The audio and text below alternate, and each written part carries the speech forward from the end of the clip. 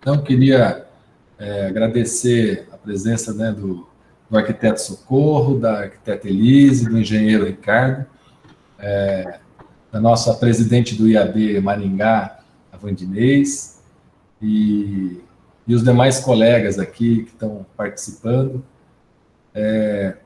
Nosso objetivo, né, nessa live que a gente chamou de Conversa sobre a Cidade é como que a gente pode, como Instituto de Arquitetos do Brasil, colaborar nas questões da nossa cidade, né, do que vem acontecendo simultaneamente, que é uma coisa muito viva e dinâmica, e que nós temos uma série de instâncias, né, já democráticas, que as coisas funcionam, mas é sempre bom a gente poder conversar de uma maneira tranquila, assim, aberta, todo mundo se conhece, né, a cidade generosa com todos. E então, a ideia é a gente fazer o seguinte: abrir aqui uma conversa para a gente falar sobre o plano diretor de Maringá e o plano de mobilidade também para a cidade de Maringá. Então, nós estamos num momento importante, né, dessa revisão do plano diretor junto com o plano de mobilidade. Temos também uma questão hoje que eu também considero muito importante, que é um processo eleitoral, né, de uma nova legislatura que vai acontecer o ano que vem, e isso também é um fato que faz parte do nosso contexto histórico aí.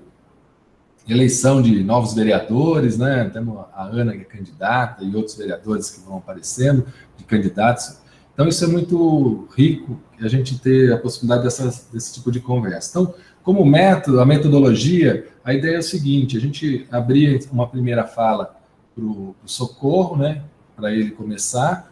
Aí depois eu passo para a Elise, pela Secretaria de Mobilidade, e depois para o engenheiro Ricardo, que é o responsável pela empresa que está desenvolvendo o plano de mobilidade para Maringá.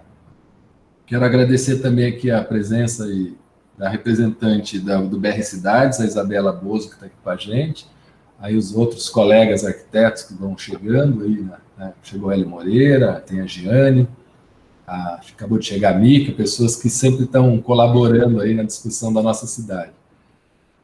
Então, o Socorro é o arquiteto José Vicente Alves de Socorro, ele é o coordenador do grupo gestor da revisão do plano diretor de Maringá, né? Isso está sendo desenvolvido dentro do Instituto de Pesquisa e Planejamento Urbano da cidade de Maringá, né? Então, Socorro, com a palavra, fique à vontade.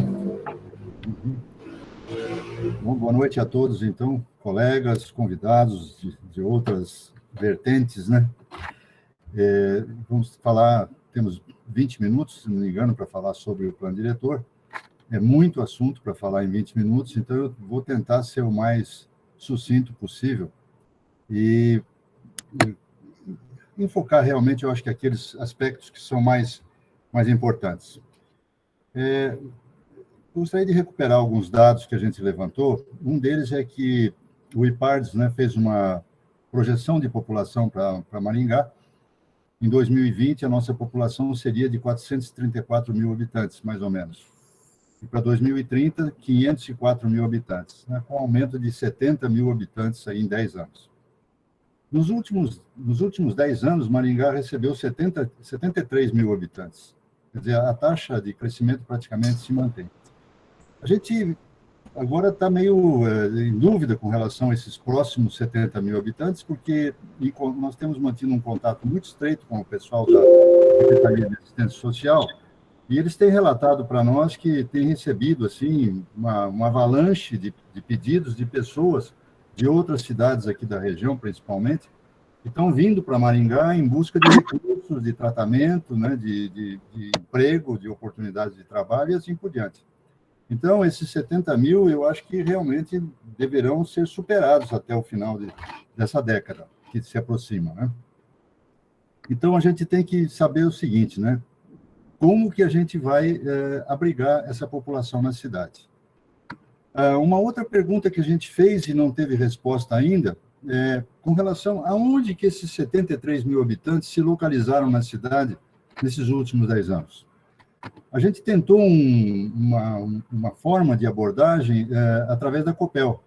Porque a energia elétrica é um bem universal, né? Todo mundo tem energia elétrica em casa. Então, se a Copel nos desse o número de consumidores, a gente, né, de ligações, perdão, a gente teria condições de calcular a população e a localização dela. Só que a Copel exigiu a cobrança de uma determinada importância em dinheiro que a prefeitura não tinha condições de pagar. Então, nós ficamos sem poder ter essa informação. Mas daí nos lembramos, né, do cadastro da saúde, né? Então, estabelecemos um contato com a saúde e a saúde nos disponibilizou o cadastro dela, que é enorme, né? Nós realmente tivemos muito trabalho para fazer a tabulação e o tratamento desses dados, mas conseguimos espacializar essa população.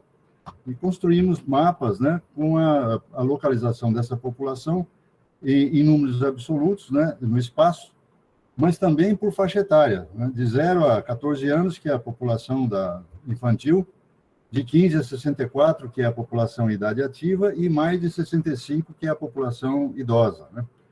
Então, localizando essas faixas etárias, né, na cidade, para a gente ter uma ideia de aonde se expressam as demandas, né, de escolas, de emprego, né, enfim, serviços para atendimento à população da terceira idade e assim por diante.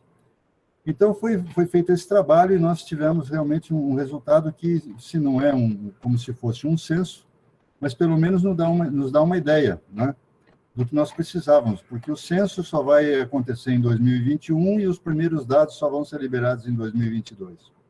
Então, como você faz um plano diretor sem saber como é que está a população, né? Então, isso nós conseguimos, de uma maneira aproximada com os dados da saúde, responder essas questões. Nós temos aqui, na cidade de Maringá, 9.000 hectares parcelados, que dá mais ou menos 2/3 da área urbana. E temos 1.536 hectares não parcelados, que dá 11% da área urbana.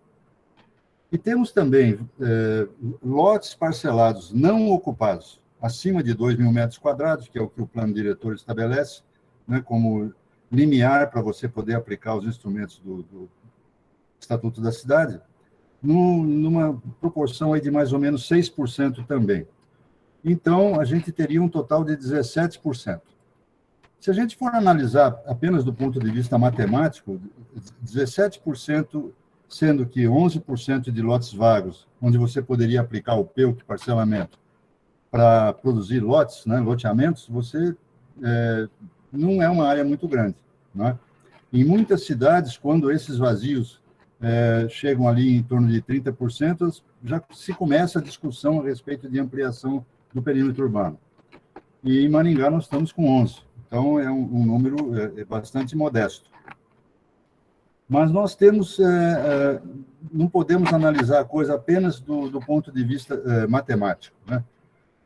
Nós construímos alguns cenários aí de abrigo de população. Então, nos nossos textos que nós publicamos no nosso site, a gente mostra toda essa memória de cálculo, mas eu não vou repetir isso aqui. Eu só posso dizer para vocês o seguinte: nós construímos 3 cenários de absorção de população. Um cenário que seria um extremo seria que toda a população da cidade fosse ocupada em um padrão de ocupação bifamiliar. Por que a gente colocou essa opção? Porque 72% dos lotes ocupados, nos loteamentos aprovados nos últimos 10 anos, é de ocupação bifamiliar, casas geminadas, né? E apenas 20 e poucos % é que é unifamiliar. Então, faria um certo sentido, mas não seria, evidentemente, uma opção realista, porque a gente sabe que existe verticalização, existem outras formas de ocupar o espaço. Mas nós chegamos com esse cálculo à possibilidade de abrigar em Maringá 113.600 e poucos habitantes. Essa seria a primeira opção. A terceira opção, a gente foi para o outro extremo. Vamos supor que todos os lotes vagos, né, parcelados não ocupados acima de 2.000 metros quadrados, fossem edificados com multifamiliaridade e os loteamentos a serem parcelados também, né, os lotes a serem parcelados também fossem ocupados com multifamiliaridade. Isso daria um total de mais ou menos 340 mil habitantes, que é um outro extremo também irrealista, porque não se pode pensar que nós só vamos ter verticalização na cidade. A realidade estaria no meio dessas duas opções extremas. E nós, então, fizemos uma terceira simulação, que é um cenário onde você teria uma mistura de bifamiliaridade e multifamiliaridade. Pelos nossos levantamentos, nós também identificamos que na Zona 4, nas R4, por exemplo, que é a Zona 7, praticamente, que é depois do centro da cidade, é a zona mais verticalizada que nós temos, você tem 22% da área ocupada com edifícios e 78% ocupado com habitações bifamiliares. E nós, então, operamos esses cálculos aí, chegamos à conclusão de que com essa opção, com esse cenário, nós poderíamos abrigar 190 mil habitantes dentro da cidade. Agora, dá para você confiar na verticalização como uma opção viável para absorver essa população nesse período de 10 anos? Para responder essa questão, nós fizemos outros levantamentos. E ainda bem que a Tamires está aí, porque ela pode me ajudar com esses dados se eu escorregar em algum deles. Nós levantamos que nos últimos 10 anos, de 2010 a 2019, foram, entre alvará de construção e o habite, foram construídos 183 edifícios em Maringá. O prazo médio de construção dos edifícios é de 40 meses aqui em Maringá. Nós desprezamos os últimos 12 meses porque os alvarás estão sendo processados ainda, então não temos ainda o início de construção em muitos casos. Mas com isso nós chegamos a uma produção de mais ou menos 15 mil lotes. E pela taxa de ocupação por domicílio do censo de 2010, de 3, alguma coisa habitantes por domicílio, nós chegamos a uma população que poderia ser abrigada, né, em torno de 45 mil habitantes. Esses 45 mil habitantes são 62% da demanda de 70 mil habitantes que o IPARDS prevê para os próximos 10 anos. Então, dá para confiar na verticalização, portanto. É claro que ela não acontece instantaneamente, mas também o acréscimo de população não acontece instantaneamente. Esses 70 mil habitantes, se você dividir por 10 anos, dá uma média de 7 mil habitantes por ano, não é? Então, a gente fez esses cálculos e acha que a gente pode confiar na verticalização como uma opção, né, viável para a absorção de população. Além disso, nós temos outras possibilidades, né? Um outro cenário seria, digamos, a aplicação do PEUC. O PEUC parcelamento, nessas áreas de vazios urbanos, aí, de 11% do perímetro urbano, que ainda estão vazias, e que a gente deveria aplicar com seriedade, né, com intensidade, o instrumento do PEUC para você gerar uma quantidade de lotes aí o mais rapidamente possível.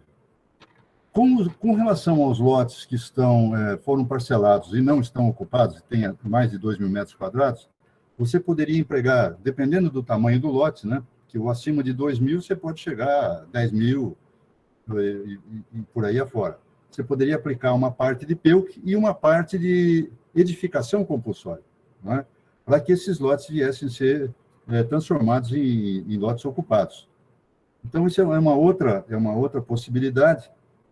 Então, seria a aplicação do instrumento do parcelamento, edificação e utilização compulsória para essas áreas vazias, parceladas ou não. E aí, então, a gente tem a seguinte questão. Bom, então, não precisa ampliar o perímetro urbano. Mas não é bem assim, não é? A gente poderia cogitar de uma opção que não seria a ampliação pura e simples do perímetro urbano. Porque se nós temos 72% de lotes vagos nos loteamentos aprovados nos últimos 10 anos, ampliar o perímetro urbano seria replicar esses 72% de lotes vazios para os próximos 10 anos. Isso te interessa para Maringá? É claro que não, porque o lote vazio também custa, não é? Até porque a ocupação ela não se dá em bloco, ela acontece uma aqui, outra ali, e isso vai trazendo um custo para o município operacional. Então, realmente não é uma opção interessante. Mas haveria uma outra alternativa. Outra alternativa é bom, né? Que seria você cogitar de áreas de expansão urbana, mas uma expansão urbana condicionada, de tal maneira que você não pensasse apenas em produção de loteamentos, de lotes edificados, mas sim projetos de desenvolvimento urbano integrados, onde você teria uma parte de produção de habitação de interesse social, uma parte de produção de outro tipo de habitação, serviços públicos, tipo construção de escolas, parques, praças, e assim por diante. Quer dizer, a ideia é ir transformando o loteador em um desenvolvedor urbano, em que ele, então, passaria a produzir espaços aptos ao desenvolvimento urbano, não é? E não apenas produção de lotes vazios que a gente sabe que vão ficar lá por muito tempo até serem ocupados, não é? Então, é uma outra possibilidade. Mas daí o que acontece? A prefeitura não ficaria refém do parcelador, como acontece numa área na expansão do perímetro urbano, onde o cidadão, estando dentro do perímetro urbano, ele tem direito de solicitar a aprovação do alvará do loteamento dele. Esses projetos de desenvolvimento urbano teriam que passar pelo crivo de um instituto de planejamento, que a prefeitura já tem, por um conselho de planejamento, né, e gestão territorial, que já existe, e por todas as instâncias participativas, como audiências, conferências, e, por fim, a Câmara de Vereadores, para ser transformada em lei. Então, seria como se fosse um ASEIS, né? Tem que ser transformado em lei aquele empreendimento. Então, com isso, você teria garantias que o município poderia controlar a qualidade, né, a tipologia do empreendimento e assim por diante. Então, essa é a ideia que a gente está procurando desenvolver e que, tão logo a gente tenha isso parametrizado e melhor definido, nós vamos levar ao debate com a comunidade, com as suas diversas instâncias. Não é?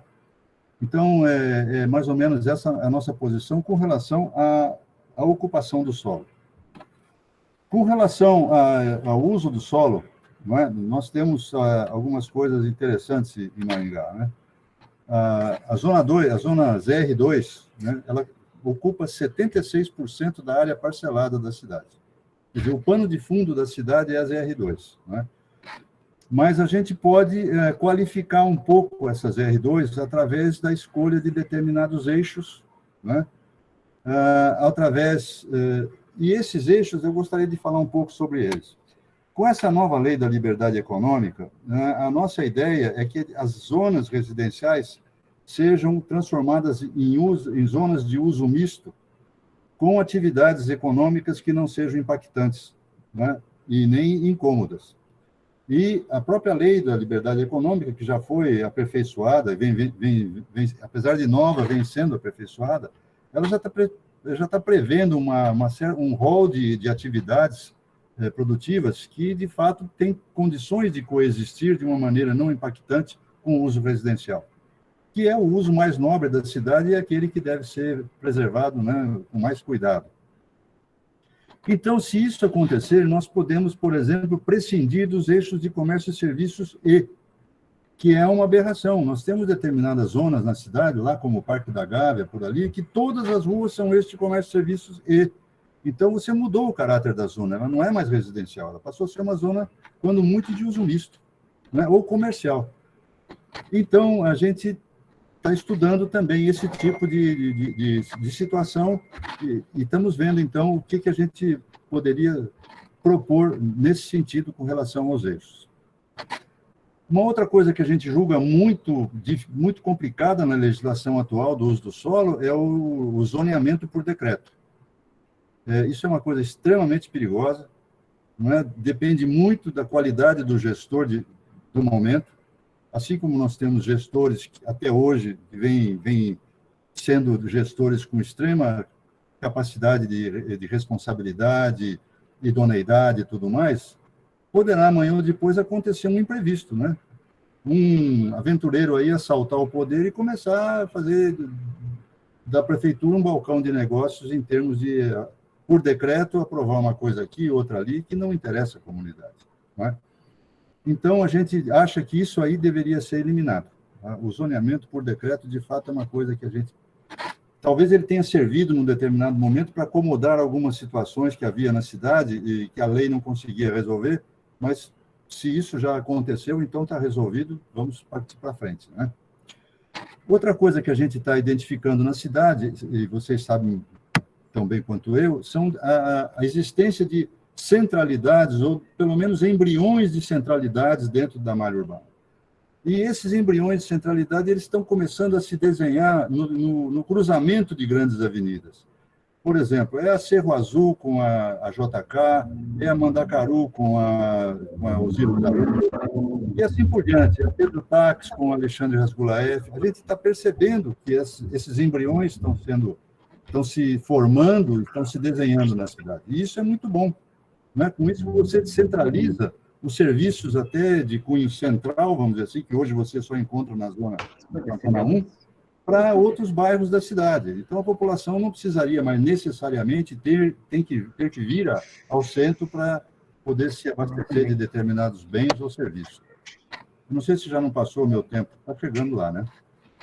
Mas, enfim, a gente, então, está trabalhando né, com essas variáveis aí para a gente ver se consegue reorganizar, né, todo esse tecido urbano que nós temos hoje, que é muito dinâmico, é muito rico, e ele realmente tem determinadas deficiências que a gente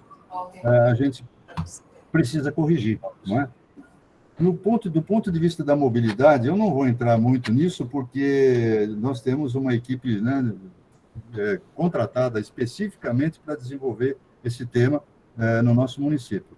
Mas nas nossas audiências públicas que nós fizemos e nas reuniões de grupos, nós tivemos uma quantidade muito grande de contribuições da comunidade envolvendo mobilidade. Um grande número de contribuições com relação às calçadas, né, o estado das calçadas, com relação às ciclovias, inclusive com propostas, né? E é interessante que a comunidade, ela, muito mais do que diagnósticos, se queixando de determinados problemas, ela já apresenta proposta, né? No caso da mobilidade, da ciclovia, por exemplo, ela já veio com propostas tipo, não, precisa interligar as ciclovias, precisa unir as ciclovias com pontos de interesse dentro da cidade, tipo o Sesumar com o UEM, e não sei o quê. Então, o pessoal já começou né, a comunidade, né, numa enquete que nós fizemos, ela já começou a oferecer suas contribuições. Também contribuições nessa área com relação ao transporte coletivo, né, várias queixas aí, principalmente, que aconteceram. A continuidade viária, a comunidade percebe, né, que determinadas ruas não estão ligadas porque o loteador não loteou aquela gleba e as ruas ficaram sem continuidades. E isso, para eles, é ruim, porque isso atrapalha a circulação das pessoas no sentido, sei lá, residência, escola, residência, comércio e assim por diante. Então, eles perceberam isso e foi um questionamento, né, e contribuições que eles fizeram. E, por outro lado, a questão dos pedestres, né, que há um tempo atrás havia um respeito, né, pela faixa de pedestres, os motoristas paravam para o pedestre atravessar, e a gente está percebendo que isso está se perdendo, né?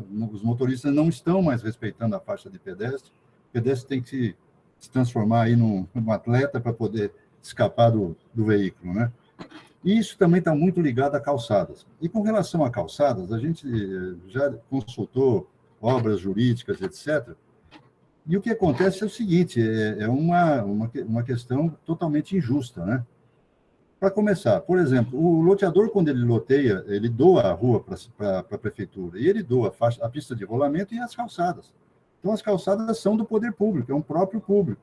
Então, não tem por que o particular investir recursos para construir a calçada para o poder público.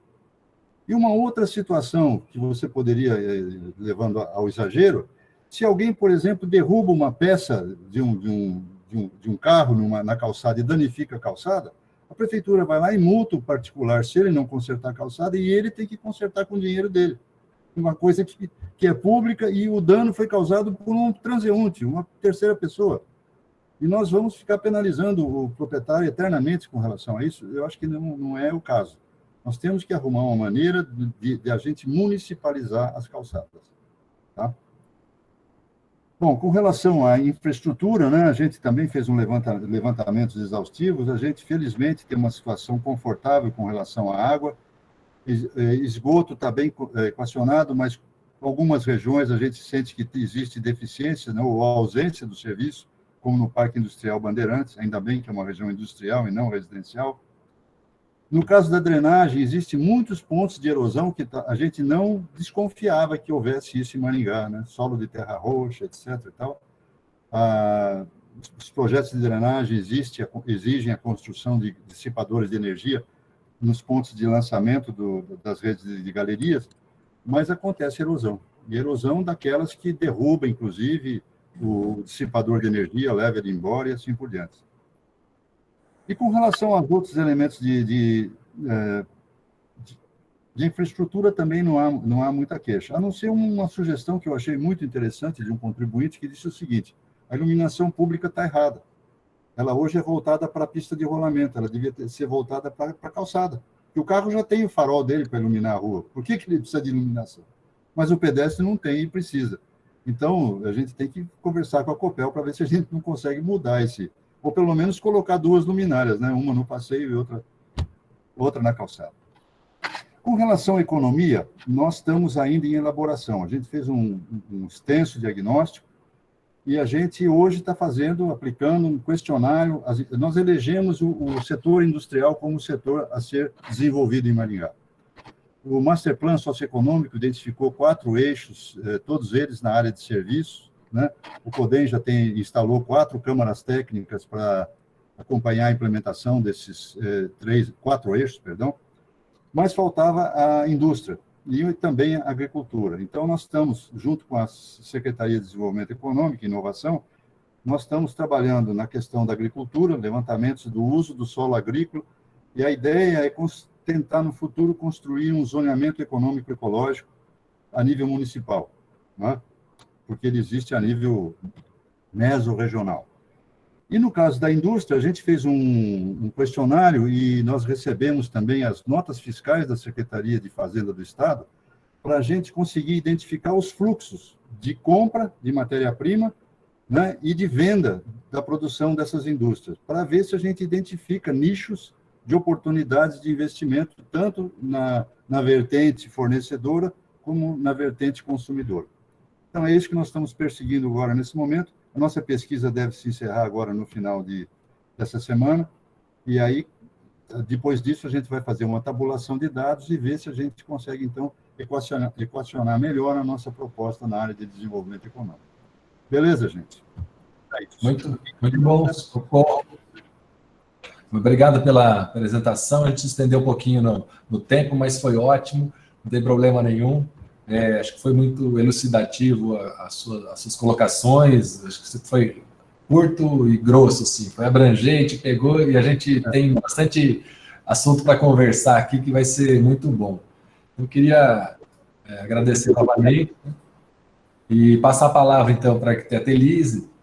A Elise, ela é a coordenadora do grupo gestor, ela é a coordenadora do plano de mobilidade, né, da Secretaria de Mobilidade, gerente de projeto de mobilidade, e ela que está à frente do contrato, junto com a empresa Cidade Viva, Engenheiros e Arquitetos Associados, que o engenheiro Ricardo Medanha está aqui conosco.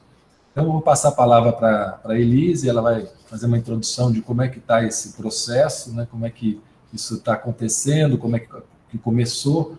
E aí, então, nós temos também mais esses 20 minutos para vocês dividirem a bola aí, Elise. Tá joia?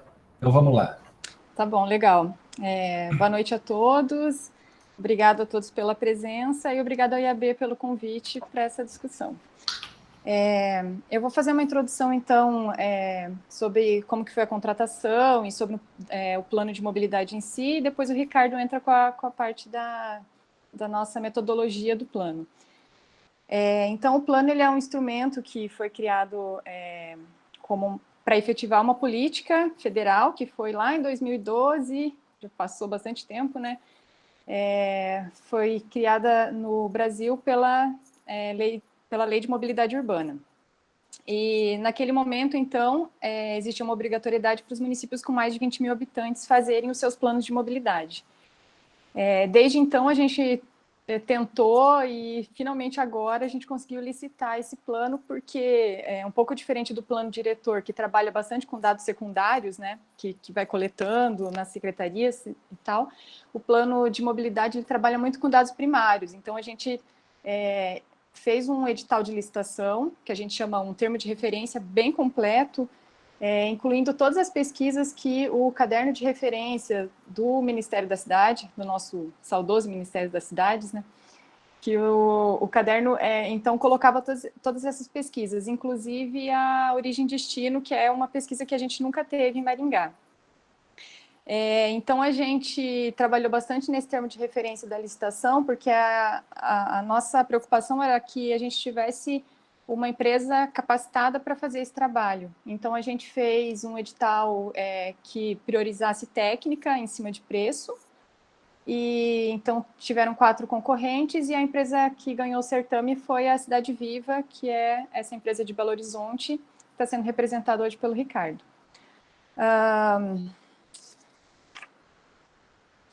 E a licitação iniciou em 2018, final de 2018, e a gente conseguiu terminar ela só em maio de 2019. E a gente assinou o contrato final de setembro e começou o plano em outubro. Por que eu estou falando tudo isso? Porque como a gente precisa fazer pesquisa de campo, muita pesquisa de campo, então, quando a gente concluiu a metodologia e fez a nossa primeira audiência, que foi a etapa 1, a gente já estava em dezembro. E aí vieram as férias escolares, e o trânsito fica totalmente atípico, tanto pelas férias, né, dos trabalhadores, como pelas férias escolares. Então, a gente achou prudente deixar essas pesquisas para março, para depois que passasse o carnaval, e daí, na semana que nós estaríamos iniciando as pesquisas de campo, veio a pandemia. Então, nós tivemos que parar as pesquisas, e, infelizmente, a gente está tentando voltar, de alguma forma, a tocar o plano, mas a gente ainda está discutindo como fazer isso. Então, agora eu vou passar para o Ricardo vai falar um pouco da metodologia do plano.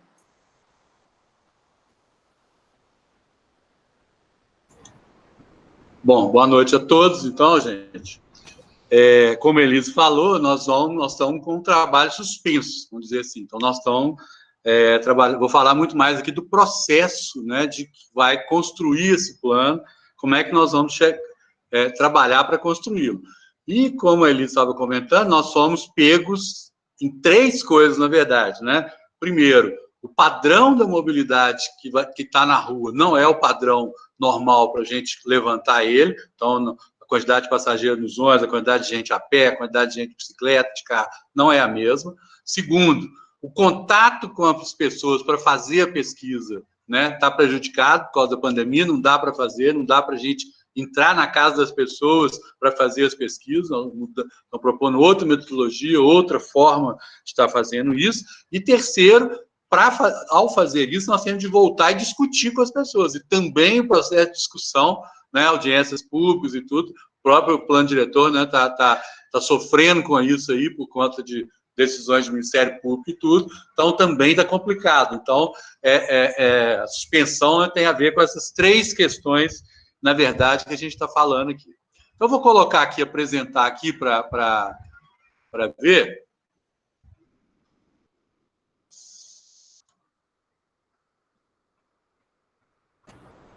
Tá aí, tá vendo? Todo mundo tá vendo, gente? Ainda não.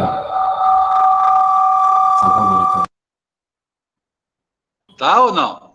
Não. Não? Você... Eu não dei aquela final, sempre acontece isso comigo.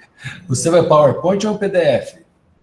Compartilhar, peraí, eu esqueci de apertar o compartilhar aqui. Isso. Sempre esqueço dele. Agora deu? Tá vindo, isso, deu. Maravilha, estamos vendo. Sempre esqueço de... Ok? Bom, então é isso, né? O plano está trabalhando. Eu vou usar uma base aqui que a gente já apresentou na audiência pública inicial, né, que foi feita em dezembro e mudou muito pouco lá. Então, é um pouco de falar sobre a mobilidade urbana. O que é um plano de mobilidade? A gente está falando um pouco aí, mas só para conceituar, né? é a reunião de todas as políticas de transporte e circulação integradas com a política de desenvolvimento urbano, com a finalidade de proporcionar esse acesso amplo e democrático ao espaço urbano, priorizando os modos de transporte coletivos, não motorizados de forma segura, socialmente inclusivo e sustentável. Só para pegar um conceito lá do CEMOB, abrangendo, então, todos os aspectos da mobilidade, a pé, sinalização, espaços públicos, transporte coletivo, né, acesso, acessibilidade, logística urbana de carga e descarga, né, que as pessoas acham, às vezes, só vê a logística como uma coisa que está atrapalhando, mas só existe cidade porque a gente quer viver na cidade, precisa ter abastecimento, precisa levar os produtos que são produzidos nela. Então, tudo isso é fundamental no processo, né? Mas só que isso acontece no Brasil numa lógica onde existe um crescimento urbano explosivo e desordenado, né? Aqui aí em Maringá não é diferente, né? O Socorro já descreveu isso aí.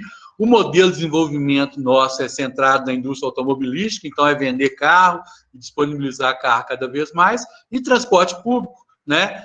É considerado como um mal necessário para quem não tem alternativa, né? Então, é muito mal visto na cidade. Então, isso é um problema que a gente tem, que acaba gerando essa curva aí de coisas ruins, onde você tem um crescimento urbano desordenado, que vai gerando, né, um maior número de viagens de maior distância, com isso as frequências vão caindo, a tarifa vai ficando mais cara, começa a depender mais de automóvel, aumenta o tráfego, o congestionamento, né, a necessidade de mais vias, e o crescimento volta, fica mais urbano, mais desordenado ainda do que o normal. Então, né, essa lógica é o que a gente tem que quebrar e romper, por isso a ideia de fazer um plano. A gente não quer, né, uma cidade que seja planejada, mantém essa lógica de planejar a cidade, proporcionar melhores condições possível para o automóvel particular, porque vai dar nisso que não existe espaço suficiente para a circulação de todo mundo ter o seu automóvel e sair na rua do jeito que quer. Não é que a gente é contra as pessoas terem um automóvel. O automóvel permite uma liberdade total, uma facilidade total, um acesso, é uma grande coisa, mas não existe condição de todo mundo ter carro e sair todo mundo com espaço ao mesmo tempo, né? Então, é isso que a gente tem que repensar num plano de mobilidade e estar trabalhando, estruturando isso. Existe uma legislação, já existe há muito tempo, né? Existe uma evolução normal, Código de Trânsito, depois o Estatuto das Cidades, Decreto de Acessibilidade, a Lei de Mobilidade Urbana e o Estatuto da Metrópole. Tudo isso a gente vai estar levando em consideração, né, em conjunto com os técnicos da CEMOB e com a população de Maringá, para construir esse plano que a gente quer para a cidade. Mas aí vamos botar aqui lembrando, três preocupações aqui, seus indicadores que estão vão nortear o trabalho, já estava no termo de referência, a gente já está tentando colocar números dele, né? Primeiro, a questão da poluição, né? Principalmente da emissão de gases. Então, uma viagem de transporte individual emite 50% mais de CO2 do que uma viagem de transporte coletivo por pessoa, né? Então, emite-se muito mais. A distribuição do investimento é uma coisa absurda. Então, um trabalho que foi desenvolvido pela ANTP, que é a Associação Nacional de Transporte Público, em 2014, mostrou que, apesar do transporte coletivo ser responsável por 48% das viagens no Brasil e o transporte individual 52%, o investimento público, né, que é da ordem de 4% do PIB, de 216 bilhões de reais, né, 20% só é voltado para o transporte coletivo e 80% voltado para o transporte individual, em termos do espaço que ele ocupa, né? Então, não existe uma equidade na distribuição dos recursos públicos para atender usuários de transporte coletivo e usuários de transporte individual, né? Esse é um problema grande. E a outra questão importantíssima e complicadíssima são os acidentes de trânsito, né? Matam-se cada vez mais pessoas em todo o planeta, né? Nós estamos aí na faixa de quase 1.350.000 óbitos por ano, até mais do que o Covid já matou, né? A pandemia está matando. No Brasil, a gente tem 47 mil mortes de trânsito por ano, é o quarto colocado em número de mortes nas Américas. e muito pior do que as mortes, 400 mil pessoas ficam com algum tipo de sequela, gerando um custo para o SUS absurdo, gigantesco, 199 bilhões por ano, né? Em um ano, se você pensar em 4 anos, é 800 bilhões, tudo que se fala de reforma administrativa no Brasil é para economizar algo em torno de 800 bilhões a 1 trilhão de recursos públicos, né? Se mexer só com o trânsito já seria suficiente para isso. E essa invalidez permanente que é muito importante, principalmente a indenização por elas, né? 76%, e essas mortes é muito claro o perfil, assim, 76% são homens, 24% são mulheres, e a grande maioria, né, está concentrado, né, em 27%, está na faixa de 25 a 34 anos, matando muitos jovens também, né? E dentre os veículos, a moto é o principal deles, apesar de ser 27% da frota nacional é moto, 76% das ocorrências tem uma moto envolvida, né? Bom, mas só para dar uma geral do que está acontecendo, como é que é a proposta de trabalho, como é que nós vamos desenvolver em Maringá. Então, o plano de trabalho, né, prevê a gente trabalhar com esses 7 princípios gerais aqui. Primeiro, o desenvolvimento sustentável da cidade nas dimensões socioeconômica e ambiental, a compatibilização entre a necessidade de deslocamento e a preservação dos patrimônios, né, ambiental, histórico, cultural, a equidade no uso do espaço público de circulação, não dá para ter a maioria do espaço voltado só para o transporte individual, a acessibilidade universal, né, e não é só acessibilidade física, a acessibilidade tem que ser também tarifária, todo mundo tem que ter direito a acesso a um sistema a tudo que a cidade oferece e seus sistemas de transporte, então vão estar pensando isso, como aplicar isso na questão do transporte público, a questão da segurança no deslocamento, a questão da eficiência, eficácia e efetividade na prestação do serviço de transporte e de circulação, e nada disso funciona se não tiver uma gestão democrática e controle social, se não investir na gestão pública e isso não for feito de forma democrática com controle, né, para garantir que isso funcione. Então, no caso específico aí de Maringá, né, o Planmov vai trabalhar com 7 grandes eixos, né, que já foram discutidos no início nessa primeira fase do trabalho. Primeiro, tornar o transporte não motorizado mais seguro e confortável para todos. Vai de encontro a isso aí que o Socorro já falou, das reclamações, né, em relação às calçadas, em relação a aumento de ciclovias, tudo isso. Então, esse é o ponto 1 que a gente está trabalhando, vai trabalhar no plano. O segundo é adequar o viário, a priorização dos modos não motorizados e coletivos, tem que ter prioridade para esses 2 segmentos. O 3, a redução do número de acidentes no trânsito e o número de vítimas fatais. O 4, a definição de metas de atendimento e universalização da oferta de transporte coletivo. Todo mundo tem que ter direito a acessar o transporte coletivo. O 5º, a formulação e implantação dos mecanismos de monitoramento e avaliação sistemáticos e permanentes ao longo do tempo de durabilidade do plano. Você está acompanhando se aquilo que foi proposto está sendo implantado, está tendo resultados, né?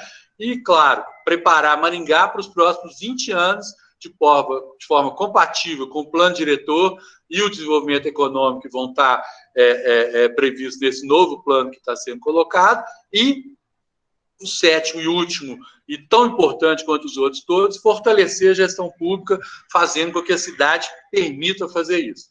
E aí, só um exemplo que eu peguei aqui só para colocar de medidas que já foram feitas. Isso aqui é uma coisa que foi feita, implantada na periferia de Bogotá, né, onde, mesmo em vias estreitas, vias de periferia, com uma lógica toda, é possível pensar em intervenções a custos baixíssimos, basicamente só pintura, organizando a mobilidade, criando ciclovia, criando calçadas maiores, criando locais de estacionamento, ou seja, organizando o sistema de transporte, a mobilidade da cidade, né, mesmo sem precisar efetivamente sair rasgando e destruindo e desapropriando vias.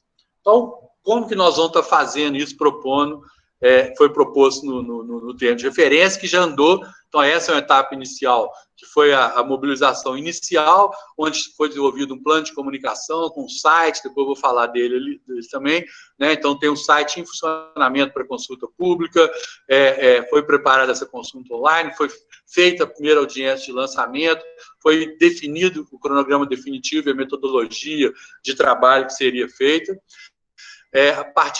Feito isso, nós partimos para os inventários, também já foi concluído. Então, fizemos todos os inventários físicos de calçadas, ciclovias, rede de transporte coletivo, incluindo no sistema viário, incluindo a circulação de pedestres, bicicleta. Para cada via da cidade foi feito, onde tem buraco, onde não tem, qualidade da via, dado um padrão para ela. A inventário do sistema de circulação do tráfego geral e de cargas, a inventar da localização e caracterização de polos geradores, das interseções, dos controles de tráfego, dos estacionamentos, dos equipamentos associados ao transporte público, o levantamento normativo, ou seja, toda a legislação que existe sobre isso, análise de estudos e planos e projetos já existentes, as informações socioeconômicas e as informações gerais de transporte. Então, tudo isso, né, já foi concluído, entregue, está lá disponível no site para conhecimento. E também foi feito o planejamento, já na etapa 2, que é a etapa do diagnóstico, prognóstico, o planejamento das pesquisas, né? Então, a pesquisa origem e destino domiciliar, onde a gente vai entrar na casa das pessoas diretamente ou através da forma virtual, para saber como que as pessoas se deslocaram, com que tipo de modo, para onde que elas vêm, para onde que elas vão. A ideia é fazer isso não só no município de Maringá, mas como a gente detectou uma forte influência, né, de Paysandu, como é que chama o outro município, gente? Esqueci. Do lado, que é o mais conurbado. Sarandi. Eu sou ruim de nome, gente. Então o nome eu acabo, às vezes, esquecendo. Então, nós vamos estar realizando também, aproveitando pesquisas que já foram feitas lá, mas também realizando uma parte das pesquisas lá para entender porque não adianta a gente pensar na mobilidade de Maringá sozinho, sendo que os outros dois, né, mandam para Maringá todos os dias um volume enorme de pessoas. Tem que entender como é que é o deslocamento dessas pessoas aqui em Maringá também, né?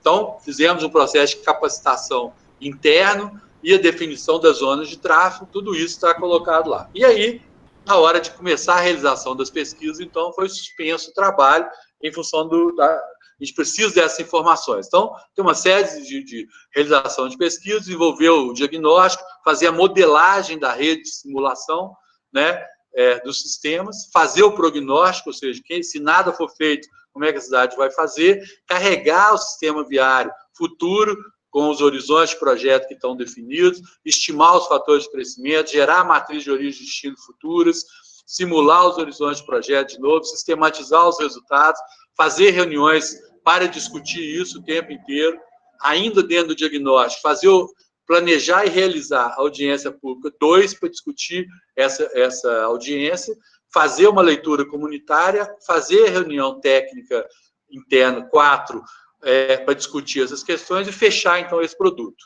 E aí, então, vamos para a etapa 3, que vai definir as diretrizes, elaborar diretrizes específicas para a difusão do conceito de mobilidade, diretrizes para a avaliação do impacto ambiental, os impactos urbanísticos e econômicos, diretrizes para o planejamento integrado de transporte, para a execução continuada dos instrumentos, para a gestão pública da mobilidade, fazer uma nova capacitação, fazer uma outra oficina técnica interna e oficina comunitária para discutir efetivamente, treinar e discutir as pessoas, a comunidade, na questão da mobilidade, conceber as propostas, construir os cenários, fazer como que é possível fazer a gestão da demanda, criar mecanismos para isso, simular esses cenários, avaliar os resultados, né, selecionar os cenários viáveis, gerar as alternativas de intervenção, voltar a discutir na audiência pública, então, as diretrizes e propostas para o plano,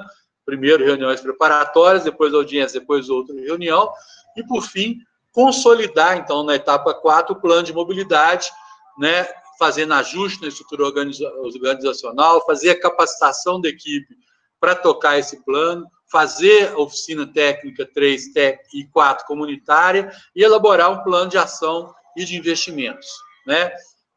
Claro que vai ter que ter, nós vamos fazer nessa consolidação, hierarquização da complexidade das propostas, hierarquização dos investimentos, voltar a fazer oficinas de discussão e estabelecer prazos e metas para implantação. E, por fim, fazer a concepção do sistema de monitoramento e avaliação do plano, elaborar as premissas para a revisão periódica do plano, como é previsto na lei, consolidar o plano, né? Voltar a fazer uma discussão, uma audiência pública, a partir daí elaborar uma minuta de lei para que esse plano de mobilidade se transforme numa coisa que não é uma coisa definitiva, ele é mudar, né? Vai sempre estar mudando, pode estar acontecendo mudanças, mas para mudar a lei é preciso haver uma nova discussão na sociedade para reenviar. O novo prefeito, então, ele quer que a cidade venha para cá, mas para fazer isso ele vai ter que discutir com a cidade para fazer essa alteração na legislação. E, por fim, realizar uma conferência municipal do plano de mobilidade. Bom, então são esses 6 grandes produtos aí, né? Os 5 produtos, o início do projeto em setembro, em dezembro foi entregue o produto 1, que é o plano de trabalho, o plano de comunicação. Em janeiro, o produto 2, que foram os inventários e características, estudos e planos de projeto. O 3, o 4 e o 5, então, estão sem prazos ainda, nós estamos discutindo essa retomada do trabalho. Aqui, só para a gente lembrar de quão participativo se propõe a ser o trabalho. A gente vai ter uma série de momentos onde vai abrir essa discussão na cidade. Então, teve a primeira audiência pública, já foi feita, né, que é a primeira que está lá, mas aí vão ter uma segunda audiência pública, uma oficina técnica, uma oficina 2 com a comunitária, uma nova audiência pública, oficina técnica 3 e 4, uma nova audiência pública 4 para concluir o trabalho, e, por fim, a conferência das cidades. Então, esse site hoje está disponível com todos os trabalhos que estão sendo feitos, estão sendo colocados lá, é o www.mobilidademaringá.com.br. Ele tem também uma consulta online, onde as pessoas têm apresentado sugestões, ideias, reclamações, né, denúncias, tudo isso para tocar a cidade. Então, a ideia é isso.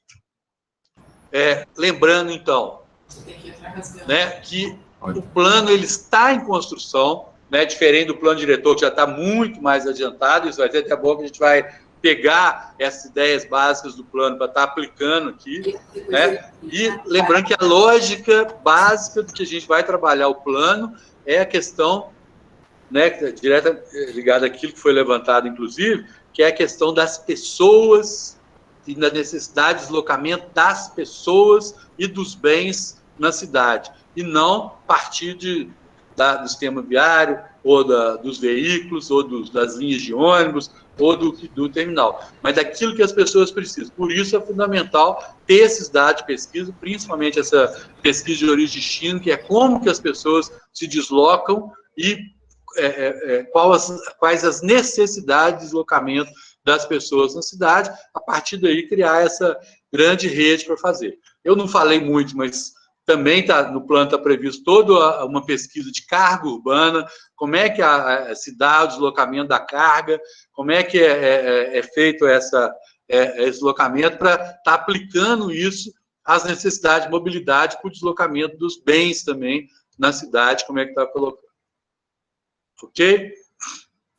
Muito bom. Obrigado, Ricardo. Muito boa a sua explanação. Nós vamos encaminhar aqui para uma conversa, né? Eu só queria, Ricardo, te perguntar uma coisa. Numa situação ideal, sem pandemia, qual seria o prazo para a conclusão desse trabalho? Estava previsto para agora, em dezembro, está terminando o trabalho. Então, nós, voltando aqui, nós teríamos algo em torno de mais... O que a gente está propôs de calendário, né, dessa retomada, seria encerrar o trabalho em março ou abril do ano que vem. Certo. Seria março, mas como já levou um mês para começar agora, em abril a gente estaria encerrando. Tá, João, é muito bom. Eu Nós vamos abrir, então, aqui para os nossos colegas que estão participando, agradecer a presença. Estamos com uma sala muito qualificada e bastante ocupada, chegamos a 50 pessoas aí, muito bom. E eu lembro de uma fala do Jaime Lerner, que ele dizia que uma das primeiras coisas que ele fez quando ele chegou no IPU, em Curitiba, como prefeito, que ele decretou que nada devia ter pressa, né? Vou acabar com a urgência, porque quer se resolver a cidade com muita afobação, as coisas com muita pressa, né? E a gente, às vezes, percebe isso corriqueiramente, toda hora isso está na nossa condição, né? E aí, quando eu vejo, assim, nós estamos num momento importante de ter um plano diretor sendo desenvolvido, um plano de mobilidade, e o cronograma não está casado, né? Eles não estão juntos para a gente, fortalecer o outro e tal. Isso acho que vai ser um assunto bacana para a gente conversar. Então, eu vou fazer o seguinte, nós temos 4 inscrições já, e eu vou pedir para quem for perguntar, que liga a câmera, por favor, e vamos fazer perguntas em bloco para ficar um pouco mais dinâmico, para ficar mais fácil, tá? Então, a primeira pergunta é a Fabiola, que se inscreveu, e a Ana Lúcia, tá? Então, peço que a Fabiola faça a pergunta, você apresente também, e a Ana Lúcia, daí os nossos colegas podem responder, a Elise, o Socorro, né, o Ricardo. Bom, boa noite a todos e a todas novamente. Eu sou Fabiola, professora da Universidade Estadual de Maringá. Agradeço a oportunidade, acho que é um privilégio estar aqui numa mesma mesa de discussão com a Elise, com o Socorro, com o Mendanha, né? E com todos os nossos colegas aqui, muito qualificados, como o Aníbal diz, né? E participando do Instituto dos Arquitetos do Brasil, que tem um protagonismo aí no pensar a cidade desde ali da reforma urbana de 1963, e essa questão que o Aníbal colocou por último, né, que nós não deveríamos ter pressa, vem aí ao encontro da proposta, né, dessa discussão. Como nós temos esse momento em que o plano de mobilidade ele está suspenso, a revisão do plano diretor ela está suspensa em termos de participação, né, na questão participativa, por que não discutirmos o alinhamento desses 2 planos? Então, a oportunidade, eu acredito que seja única aí para a gente pensar a cidade no âmbito do IAB, uma discussão que a universidade, eu acho que não está dando conta, né? Então, Socorro, a primeira questão que eu vou te colocar é que você fala numa aposta aí a verticalização, e isso pressupõe a densificação, você fala dos eixos de desenvolvimento urbano, você fala também dos embriões de centralidade. Eu vejo que já se estabelece uma diretriz aí, embora, claro, bastante esboçada pelo que você falou, mas já temos uma diretriz que você fala eixo de desenvolvimento urbano com qualidade, tipologia do empreendimento, e a minha questão é, por que não a mobilidade está incluída não só na tipologia ou na qualidade do empreendimento? Claro que você vai poder explanar um pouco mais o que significa isso.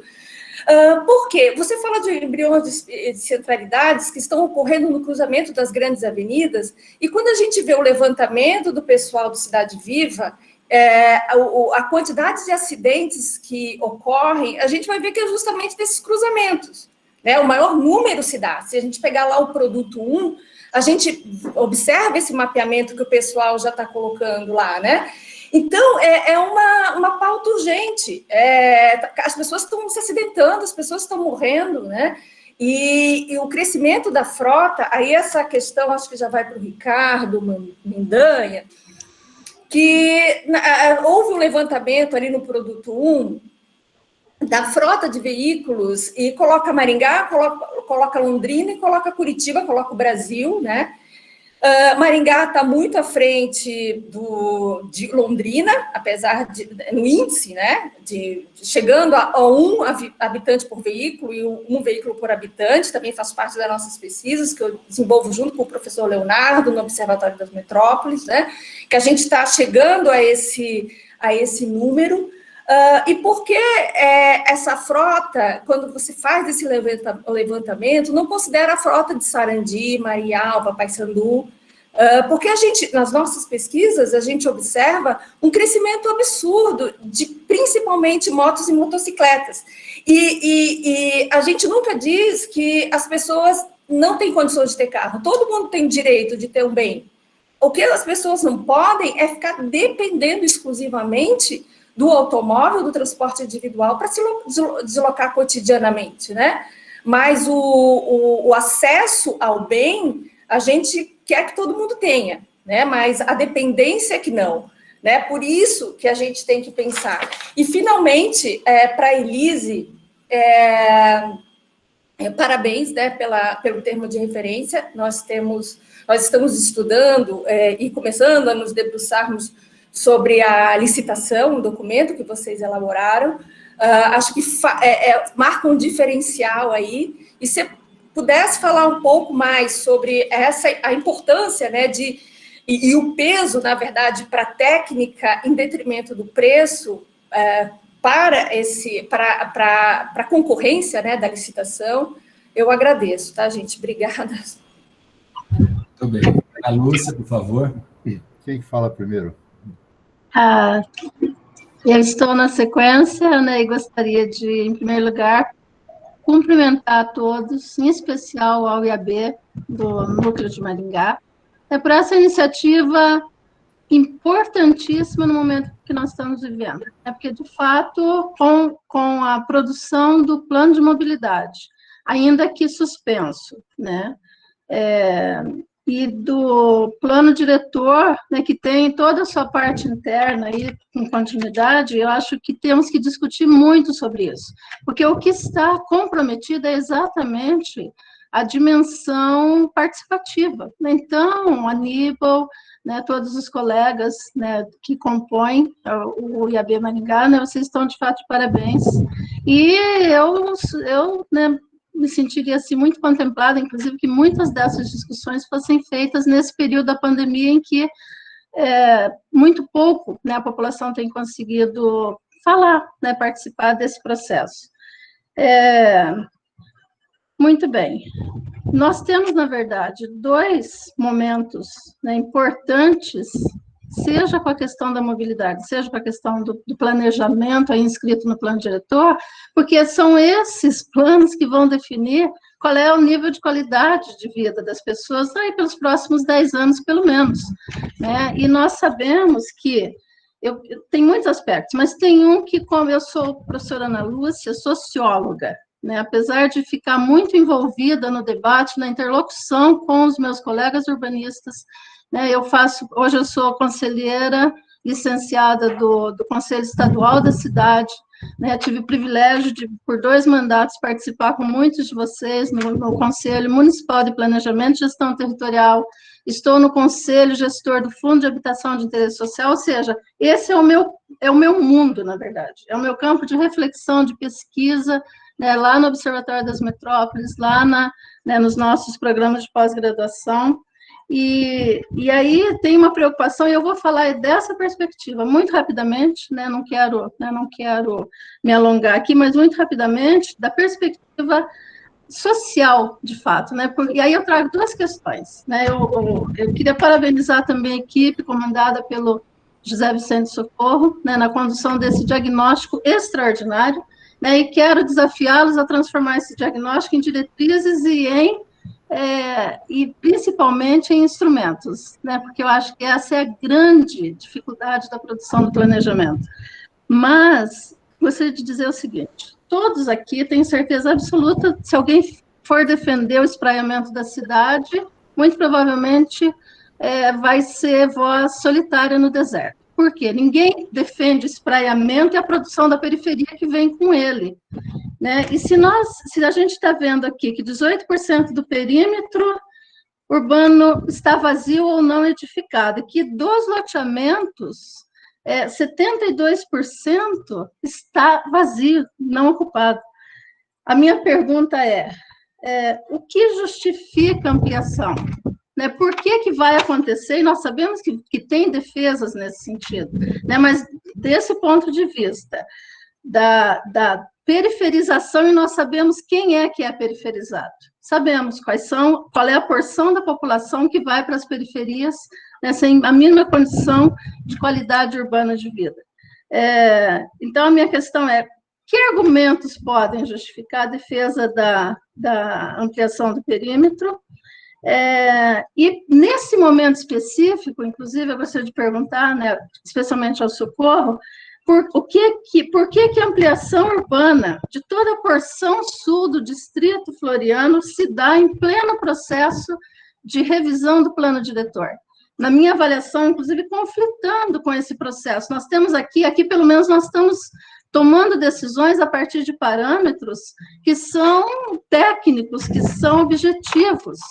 Então, por que não aguardar que esses parâmetros sejam consolidados para depois pensar, né, em processo de ampliação, como Floriano simplesmente está se transformando praticamente, né, toda aquela porção Floriano vai se tornar urbana, em plena área rural enorme. Então, eu gostaria de ouvir um pouco dessa justificativa. E para a Elise, né, e rapidamente, fechando, para a Elise, eu gostaria de perguntar o seguinte, né, e para o nosso colega, né, o Ricardo, o seu sotaque me faz ter saudade de todos os meus amigos mineiros e de toda a minha família mineira, né? Então, tenho muita saudade da minha infância ouvindo você falar com a gente. Eu queria saber o seguinte, se o plano de mobilidade está considerando, ao tratar do modal coletivo, os limites que estão inscritos no contrato de concessão do serviço do nosso transporte coletivo, né, que tem aí ainda uma duração grande pela frente, de se considerar os 40 anos, né, de muito tempo ainda pela frente. Posso fazer uma parte que eu esqueci de falar uma coisa? Outra coisa, rapidíssimo. O Socorro, ele menciona o PEUC, né, de terrenos de 2.000 metros quadrados, 3.000 metros quadrados, que está lá no plano diretor. Todavia, tem a Lei 1183, de 2019, diz que os terrenos seriam de 24.300 metros quadrados, né? O Socorro menciona por conta do tamanho dos terrenos para inserir a PEUC. Após a PEUC, a notificação de que ele é obrigado a fazer, para quem não sabe, começa a se taxar o IPTU progressivo. Aí o IPTU progressivo, ele fala que os terrenos na área urbana, as demais áreas, enfim, que não sejam as rurais, 24.300 metros quadrados, uma coisa assim. Tá, nessa lei que eu mencionei. Então, também é uma dúvida, né, se efetiva-se o instrumento. Obrigada. Socorro, quiser começar, à vontade. Um bate-bola aí de vocês. Se a minha memória ajudar a não esquecer nenhuma das coisas que foram colocadas, que não foram poucas, mas lembrando dessa última aí, nós nos ativemos à lei do plano diretor. A lei do plano diretor fala em 2.000 metros quadrados como limiar para você aplicar o PEU, né? E eu acho que é uma área razoável, né? Se nós imaginarmos que a quadra de Maringá tem 50 metros de largura, isso corresponderia a um terreno de 40 de frente por 50 de fundo.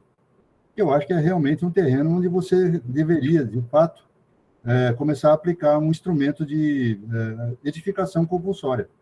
Não seria parcelamento, provavelmente, mas sim edificação compulsória. Eu acho que faz todo sentido, né? E outras coisas que vocês colocaram, eu acho assim, nós temos um compromisso a Prefeitura de Maringá tem um compromisso com o Paraná Cidade de fazer a revisão do seu plano diretor até o final dessa gestão, né? E nós temos um contrato de trabalho, a nossa equipe tem um contrato de trabalho com a Prefeitura que vai até 31 de dezembro. Então, nós, infelizmente, fomos atropelados pela pandemia, e no sentido muito complicado, que vocês sabem tão bem quanto eu, que você não pode aprovar a revisão de plano diretor nenhum se não houver participação popular. E a participação popular, nesse momento, está vedada.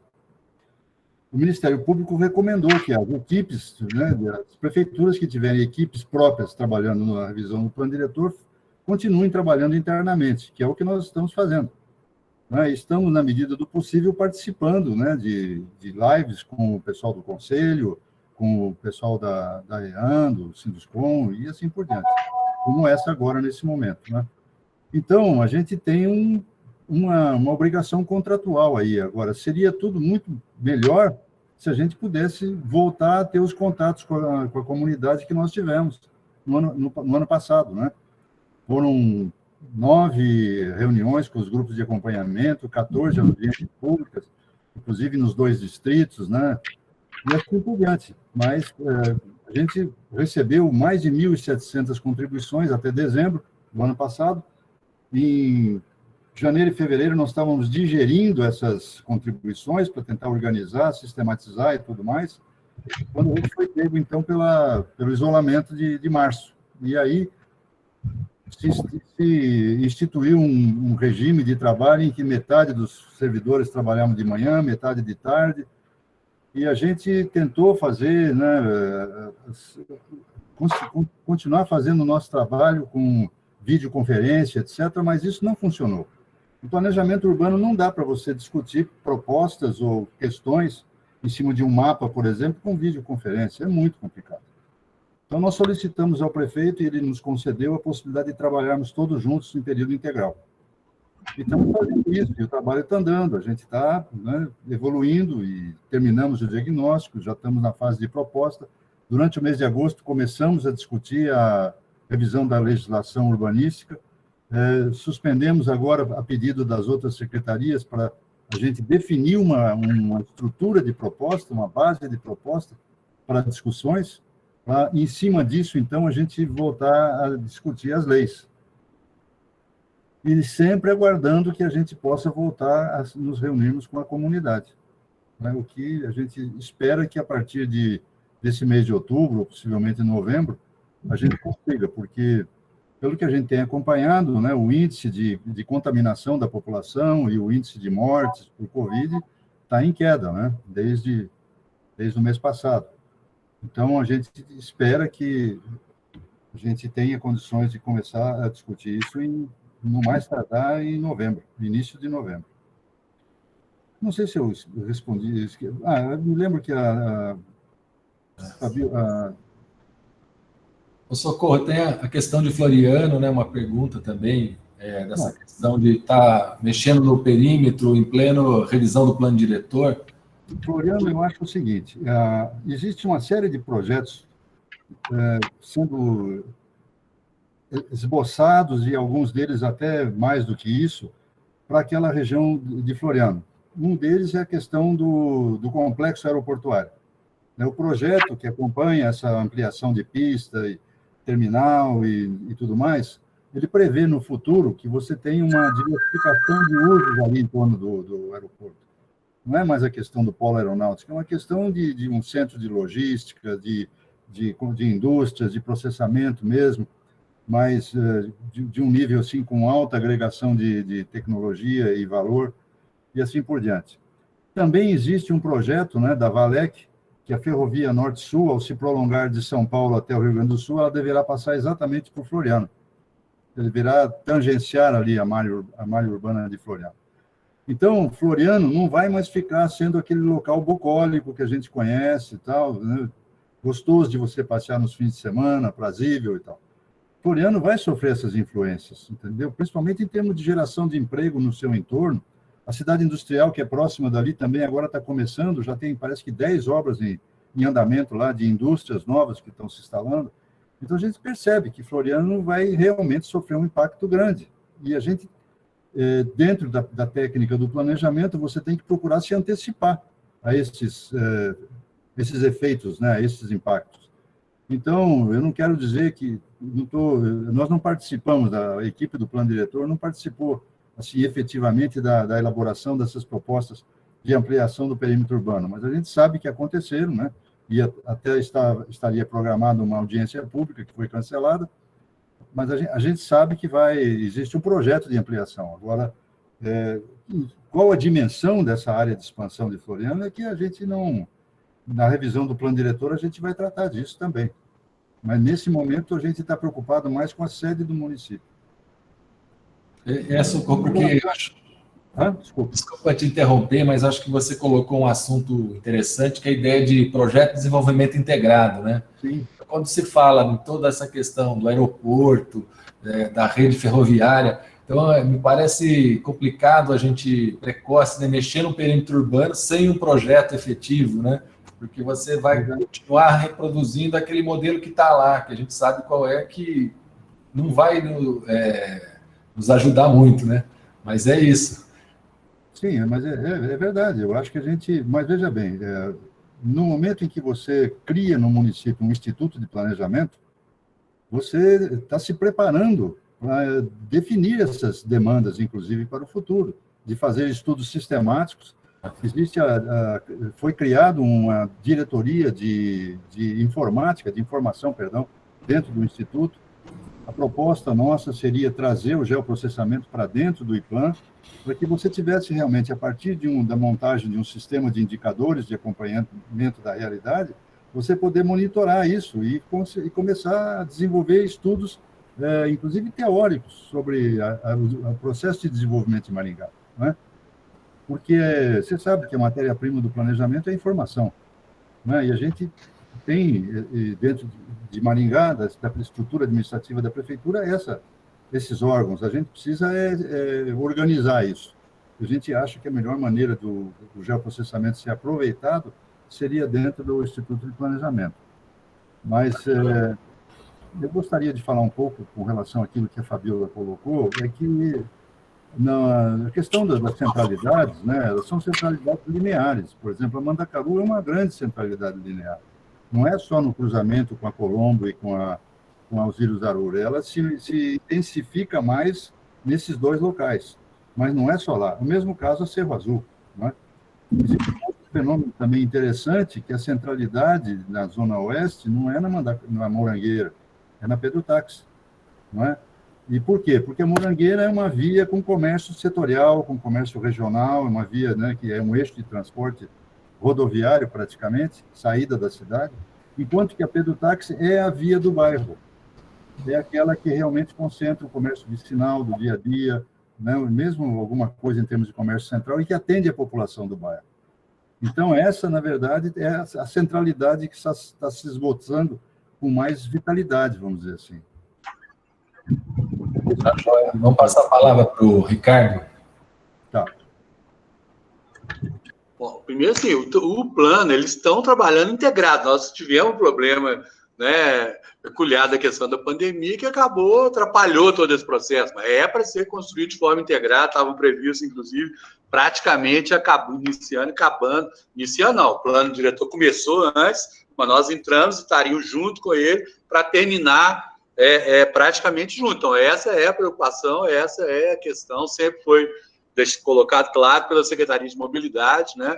Tem essa integração, tem pessoas da comissão lá que estão participando, fazendo a discussão, já tivemos a oportunidade de estar lá conversando com o Socorro também, levantando essas questões. Isso só para levantar isso, essa é a intenção, né? Sempre foi essa, tanto da prefeitura, nossa, de quem está fazendo o plano lá.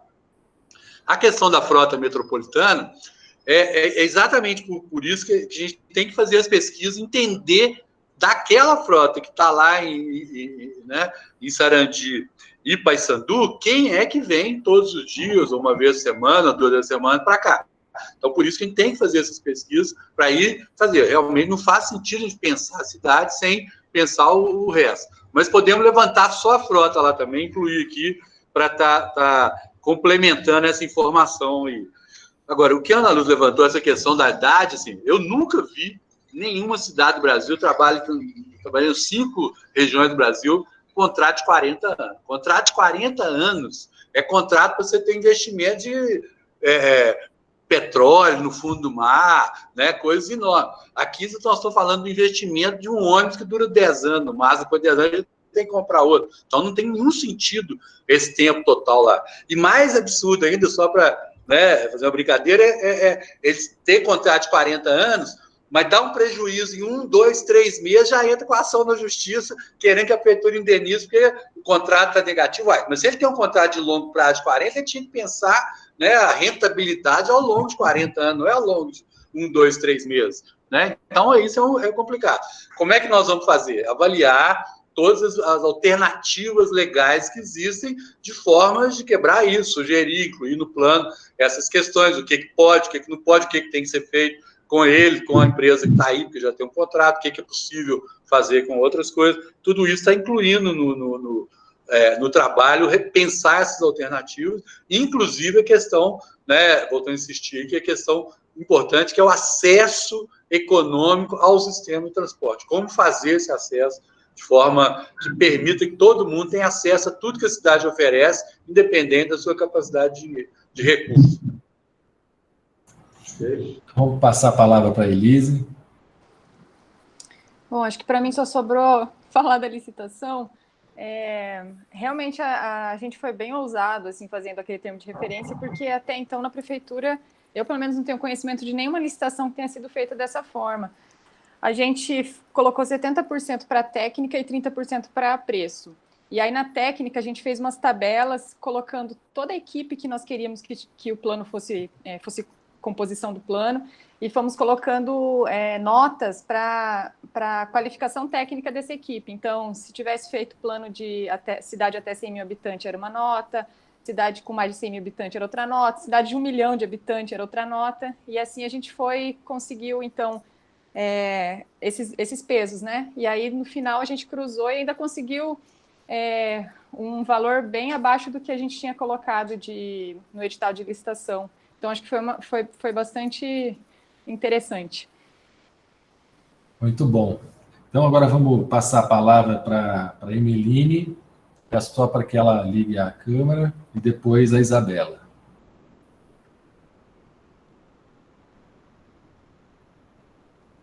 A Emeline está aí? Só liga o microfone, Emeline. Oi, desculpa.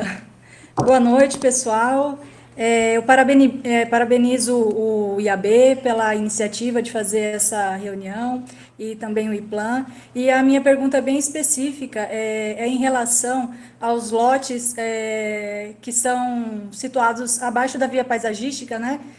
Que são oriundos de parcelamentos anteriores à Lei Complementar 888, de 2011, e que foi, né, no caso, essa lei, ela ampliou a questão de não poder construir de 30 metros para 60 metros, né, a parte da via paisagística. Então, eu queria saber qual que é o plano do IPLAN em relação do IPLAN, né, em relação também a essa questão da alteração do plano diretor, né, para poder resolver esse problema que foi criado em relação aos lotes situados, porque pelo estudo que foi feito pelo IPLAN, né, que nós tivemos acesso, são aproximadamente 1.300 lotes, né, situados nessa situação, né, situados abaixo da via paisagística, que são de antes da lei, e mais ou menos 500 lotes, eles são de pessoas particulares, né, e estão situados próximos aos córregos e etc., e tiveram seu direito retirado em relação à construção nesses lotes. E, além disso, também houve um estudo apresentado ao IPLAN que informa que, na conclusão do estudo, fala sobre a dificuldade da prefeitura de manter esses lotes, os que não estão construídos, inclusive, sem lixo e etc., né? Se a ideia da prefeitura seria pagar por esses lotes, né? Então, comprar esses lotes e manter, fazendo parques e tal, ou se eles têm algum planejamento de alterar essa lei para voltar aos 30 metros. Eu gostaria de saber qual que é o posicionamento daí. Obrigada. A equipe... Deixa eu só aproveitar o embalo, deixar a Isabela fazer a pergunta junto, que a gente faz uma resposta em bloco, por favor. Quase que eu vou com o microfone desligado. Oi, gente, boa noite. Queria seguir a parabenização também pelo evento, porque a gente sabe que nesse momento é muito importante, a gente tem perdido, né, as assembleias, os eventos presenciais, então é bem importante esses eventos para a gente poder estar discutindo. Eu queria parabenizar a iniciativa do IAB e agradecer os convidados pela disponibilidade. Queria agradecer também o convite do BR Cidades, que eu estou aqui podendo representar. Então, queria só direcionar a minha pergunta para o Socorro com relação à verticalização, que você falou, né, Socorro, com relação que a gente aposta um pouco na verticalização, que realmente é muito importante, mas eu queria saber se tem no plano diretor alguma proposta para segurar e impedir o mercado imobiliário de manter uma bolha do mercado, enfim, porque a gente sabe que esse é um problema muito grande aqui em Maringá. Então, eu queria direcionar as perguntas, saber se vai ter alguma estratégia, tanto em coeficiente de aproveitamento, para tanto impedir o mercado imobiliário de estar inflando, e também a questão da densidade, porque a gente sabe que se deixar uma densidade também muito acima do que é possível, né, vai também prejudicar o plano de mobilidade. Então, é isso. Obrigada, gente. Obrigado pelas perguntas, Socorro. Bom, são duas perguntas muito interessantes e muito difíceis. A ocupação, né, a venda de lotes no fundo de vale nunca deveria ter sido adotada em Maringá. Se você imaginar para onde vai o esgoto das casas que são construídas nesse fundo de vale, você já pode ver que só por isso a proposta já não se sustenta, né, do ponto de vista ambiental, de saneamento, etc. Mas nós vamos manter, a nossa proposta é manter os 60 metros, manter o fundo de vale como área não edificável, mas nós achamos que a gente tem um ativo nesse fundo de vale que hoje é visto como um passivo. A gente poderia pensar nas vias paisagísticas, não todas, mas algumas delas poderiam servir como alternativas viárias. Por exemplo, por que Mandacaru é a avenida mais carregada da cidade? Porque só tem ela naquela região noroeste, não tem outra via para dar apoio a ela. Né? Você tem a Morangueira lá, 1 quilômetro e tanto de distância, e depois você não tem mais nada. Você tinha a Avenida Sabiá, que virou contorno rodoviário, e pronto, acabou. Então, e ali tem algumas vias paisagísticas que poderiam ser utilizadas para essa finalidade. Não só de proteção do ativo ali ambiental, mas também e para lazer e etc., mas também para circulação. E principalmente de bicicletas, porque as vias de fundo de vale são muito mais planas do que as outras. Não é? E por que a gente não aproveita também para adensar um pouco essas vias do fundo de vale?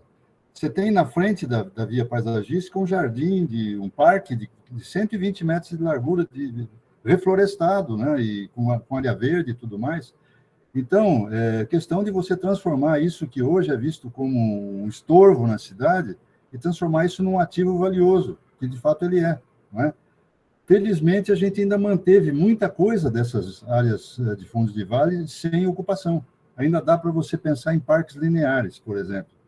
E, nesse sentido, a gente fica pensando o seguinte, por que o loteador ele tem que doar 10% da área do loteamento dele para o município, que muitas vezes não sabe nem o que fazer com essas áreas? Dependendo do loteamento, são áreas tão pequenas, tão picadas, que o município acaba perdendo até o cadastro dessas áreas. Por que você não pede para o loteador assumir um parque linear desses, por exemplo? Implantar o parque linear e cuidar dele por um determinado período? Por que não? Por que não ser mais criativo com a questão da doação de uma contrapartida, digamos, do loteador para o município e para a comunidade, não é? Então, a gente vê o fundo de vale como uma coisa muito valiosa, muito rica, que a gente precisaria desenhar uma proposta realmente bastante inteligente para esses fundos de vale. Mas aquelas áreas que estão ocupadas, não tem problema, deixa elas lá. O que você vai fazer? A pessoa comprou legitimamente, construiu, tem que regularizar, se não foi regularizado, e pronto. Se você tem lá 1 ou 2 terrenos encravados no meio de uma série de casas já construídas, por que não permitir que essas pessoas construam também? Que já está, a quadra, digamos, entre aspas, já está comprometida com o uso, com edificação. Então, não tem problema. Naquelas que ainda não estão ocupadas ou que são do município, vamos tratar de outra maneira, vamos doar isso para a população em termos de áreas de lazer, áreas de recreação, de prática de esportes e assim por diante. Naquela primeira faixa dos 30 metros, claro, porque a APP é santuário, você não mexe naquilo, né? Então, é isso aí. Essa é a questão que eu vejo com os fundos de vale. Eu acho que a prefeitura tem que pesar os dois pratos da balança, o aspecto social e o aspecto ambiental, entendeu? Não é fácil. Eu acho que precisa um trabalho assim, tipo caso a caso, mas tem que ser feito. Não podemos deixar como está, não é? Ô, Socorro, tem a pergunta da Isabela, que era sobre a verticalização. Me envolvi na pergunta dos fundos de vale, porque eu gosto muito dessa questão e acabei esquecendo. A Isabela perguntou, né, sobre... A verticalização, a gente vê o seguinte, não é? Que nós temos várias manchas dentro da cidade de GR3. Elas estão muito pouco ocupadas, e isso faz décadas que elas estão lá e os empreendedores não constroem lá, não constroem edifícios nessas áreas. Isso é uma característica do mercado, né? O preço da terra é muito alto aqui em Maringá, então as pessoas acabaram, por exemplo, nós criamos uma série de eixos residenciais B, né, nas avenidas que não são troncais, tipo Nildo Ribeiro, Alexandre Rasgulaef, Roosevelt e assim por diante. Não aconteceu nada. O eixo de fundo de vale, então, menos ainda, não aconteceu nem ameaça de construção.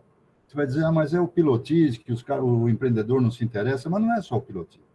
Entendeu? Acho que a gente realmente não foi uma proposta feliz, a gente tem que pensar de outra forma. Mas, de qualquer maneira, eu acho que a gente tem que pensar nos eixos. O município de Maringá gastou mais de 20 milhões para construir aquele eixo da Morangueira-Kakogawa, para atender casinhas geminadas, entendeu? Por que você não adensa ao longo desse eixo para que mais pessoas possam usufruir desse modal de transporte? Né? Agora, é claro, né, nós também não temos que pensar nessa exigência de que o apartamento, a partir de uma determinada área, tem que ter 4 vagas de garagem. Isso não se sustenta mais, gente. Isso aí, no mundo inteiro, está sendo abandonado, claro, né? No máximo uma vaga e olhe lá. Entendeu? Então, e olhe lá mesmo, porque tem prédios de São Paulo que não tem mais nem vaga de garagem. Oferta de um apartamento novo, um prédio novo, sem vaga de garagem. Né? Isso aí é a tendência que a gente está percebendo. Então, a gente tem que pensar em coisas realmente mais modernas. Eu acho que os eixos, dependendo da condição que você aplicar, são uma boa aposta para a gente fazer. Muito bom, obrigado, Socorro. Acho que nós temos muitas convergências, né? A questão é como fazer essa gestão para colocar em prática, é o grande desafio, né? De uma maneira democrática e que a população compreenda das questões. Acho que esse é o desafio da comunicação, né? Como explicar para o sujeito como usar a cidade, né? Que não é uma coisa só da casa dele, como é que nós vamos amarrar tudo e tal. Nós temos mais 2 inscrições, acho que pelo horário, né, que a gente combinou aqui de teto, perto das 8 horas. Vamos lá, então, a Tânia quer fazer uma pergunta e a Giane. Peço só que sejam breves para a gente avançar aqui.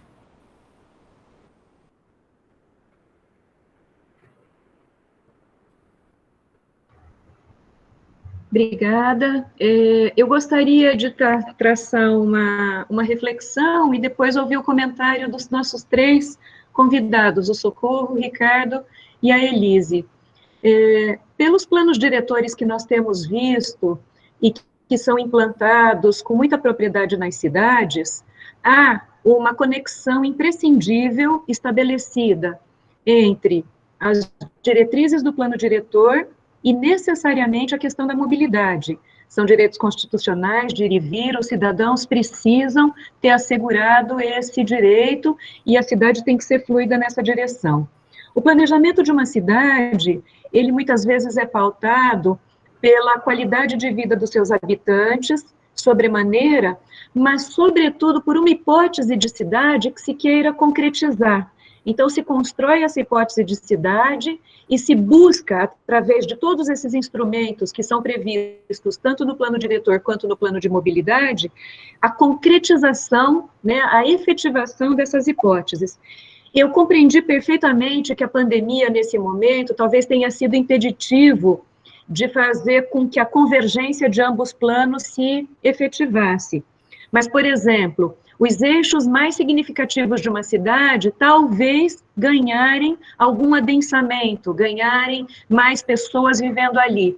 E eu queria saber se isso efetivamente está contemplado em ambos planos. Obrigada. Bom, A Giane, então, por favor. Nós estamos... Desculpa, estava sem. Tivemos contato. Se não tivesse ocorrido a pandemia, a equipe do plano diretor e a equipe de mobilidade estariam, nesse momento, discutindo suas propostas integradamente, com toda certeza, né, junto com a comunidade. Mas, infelizmente, não aconteceu isso. Vai ficar uma coisa esquisita, porque essa equipe que está trabalhando no plano diretor, ela vai estar lá até dia 31 de dezembro. Depois ela é demitida, né, porque são todos comissionados, com exceção da Tamires e do Eduardo, que são profissionais de carreira. Mas, então, e a equipe do plano de mobilidade vai terminar o seu trabalho o ano que vem. Mas o que a gente vai fazer? Eu acho que, por sorte, nós temos um Instituto de Planejamento, a nossa equipe será sucedida por outra, e essa outra equipe provavelmente vai fazer a integração com as propostas do plano de mobilidade. Né? Então, eu acho que o processo continua, porque o plano diretor ele é só um momento no processo, né? Ele ele não se encerra em si mesmo, ele é um evento dentro de um processo que deve ser contínuo. Então, essa é a grande vantagem de você ter um sistema de planejamento e um processo de planejamento, né? E, com certeza, o plano de mobilidade vai se encaixar nisso e essas equipes vão se conversar sobre isso. Giane, por favor. Posso falar? Oi, boa noite, pessoal. Ô, Ricardo. Então, tudo bem, deixa o Ricardo falar. Só mostrar aqui que é exatamente isso aqui que você está falando, exatamente disso, né?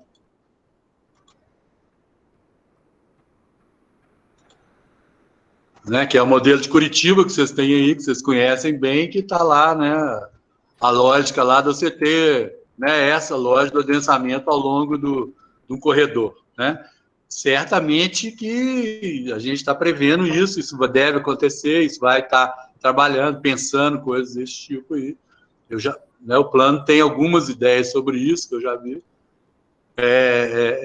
E como acho que é importante o que o Socorro falou, o plano não vai acabar agora de uma hora para outra, ele é um processo de construção, né? Vai estar incorporando, as ideias estão lá, as ideias básicas que o plano diretor vai incorporar vão estar contempladas nesse plano de mobilidade também, né?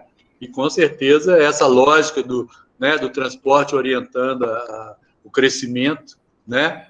Acho que é uma das coisas que o plano está lá. Eu já vi lá no plano, está previsto algo similar a isso. Que é o modelo Curitiba, né? Colocado aí claramente. Elise, quer aproveitar e concluir a fala? Depois a Giane pergunta. A gente fica muito triste que todas essas pesquisas foram interrompidas, porque a gente queria estar um pouco mais avançado para, de fato, ter esse diálogo com o plano diretor, né? Mas eu acredito que esse momento é nas propostas, né? Porque, por enquanto, a gente ainda está levantando informação. Mas eu acho que o plano diretor, por já estar mais avançado, eu acredito que já está na hora da gente sentar e começar a pensar algumas coisas juntos. Tá, joia. Vamos, então, abrir a fala para a Giane, e tem mais um inscrito, então, o Vinícius, aí com ele a gente encerra as perguntas e fazemos as considerações finais, tá joia? Vamos lá, Giane. Bom, boa noite, pessoal. Na verdade, meu comentário vai de encontro com tudo que está sendo discutido agora, com relação ao prazo mesmo de entrega do plano diretor. Alguém já comentou logo no início, mas o Ministério Público lançou uma nota 04 de 2020, que prevê, na verdade, recomenda, né, que todos os municípios que estão em processo de revisão do plano diretor ou ainda estão a executar o contrato, suspendam todas as atividades que sejam relacionadas diretamente à avaliação da população, né? Então, ele sugere que essas atividades sejam suspensas para depois, exatamente a nota técnica 4 de 2020. E eu gostaria de perguntar principalmente para o Socorro se eles estão considerando essa nota técnica e essas recomendações, tendo em vista de que eu não acredito que, uma vez decidido, isso possa vir ano que vem, não sei, com uma nova equipe, não tem como mudar mais o processo de decisão já aprovado em uma legislação agora, né? Então, eu gostaria de perguntar o que eles estão considerando com relação a essa nota técnica. Bom, foi emitido um decreto pela prefeitura, né, que permitindo reuniões presenciais de até 30 pessoas por ambiente. A partir do dia 28, agora, segunda-feira, passou a vigorar um outro decreto permitindo reuniões presenciais até 100 pessoas. E, em seguida, o Ministério Público já questionou por que a prefeitura não está seguindo a nota técnica. Então, realmente, o Ministério Público está levando muito a sério essa questão de não permitir reuniões presenciais. E reuniões como essa que a gente está realizando agora, para um público que tem uma determinada formação, principalmente em áreas afins, né, que são aquelas envolvendo planejamento urbano, urbanismo, etc., não só arquitetos, mas sociólogos, engenheiros e assim por diante, a gente tem um diálogo que ainda permite que a gente, né, sem a presença física, você possa se expressar e se fazer entender. Agora, quando você reúne um público mais heterogêneo, entendeu? Aí fica mais complicado você se fazer compreender, expor determinadas ideias de cunho técnico de uma forma acessível, não é muito fácil. Então, eu realmente não sei como é que nós vamos fazer. Existem esses decretos do município, mas, por outro lado, existe a nota técnica do Ministério Público, né, que recomenda que não se faça. Então, eu não sei qual vai ser a postura da administração em função dessa dualidade aí de interpretações e de posições, entendeu? Posso só completar? Nessa nota técnica, inclusive, se afirma que tanto os municípios com recursos próprios ou os financiados pelo Paraunicidades estão aptos a repactuarem seus cronogramas. Isso quer dizer que a gente pode fazer uma pausa nesse momento e recomeçar. E tendo em vista de que o Instituto de Planejamento em Maringá, a ideia é que tenha continuidade e independente da gestão, então eu acho que é uma questão a ser considerada, né?